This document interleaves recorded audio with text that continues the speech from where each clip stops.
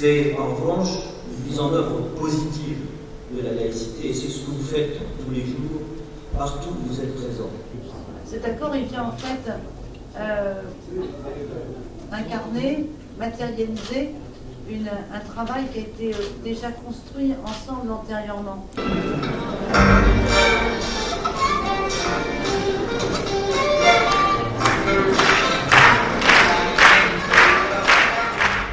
L'idée, c'était de se poser la question, est-ce qu'on reste dans un modèle qui était, on va dire, d'il y a 20 ans, ou est-ce qu'on essaye de réfléchir, parce que finalement, un centre social, son but, c'est d'être près des habitants. C'est de faire des choses avec les habitants. Ces journées professionnelles, il y avait 600 personnes venant de toute la France. Et ces professionnels-là, qu'ils soient des directeurs, des coordinateurs, voire des membres de la CAF ou de la MSA ou autres, sont venus là pour réfléchir ensemble à qu'est-ce qu'on pourrait faire demain.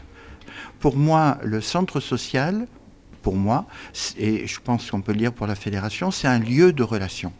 Et s'il n'y a pas cette relation, eh bien, le centre social, il ne veut pas dire grand-chose. Le but, c'est que le centre social puisse conventionner d'un coup avec l'ensemble de ses partenaires pour 4 ans. Et il veut dire que pendant 4 ans, il sait exactement combien il va toucher. Parce qu'après, cette convention d'objectifs, avec des ambitions très claires et très précises sur le territoire, elle va se décliner financièrement. Donc, ce n'est pas plus de moyens pour les centres sociaux, c'est plus de facilité finalement, c'est plus de fluidité, c'est aussi peut-être moins de travail administratif pour les directions, qu'elles passent moins de temps dans les bureaux à faire des dossiers avec les différents partenaires et plus de temps à manager les équipes et à être en contact avec les habitants. Donc c'est pas développer les moyens des centres sociaux, c'est finalement fluidifier, faciliter le conventionnement et de fait le financement.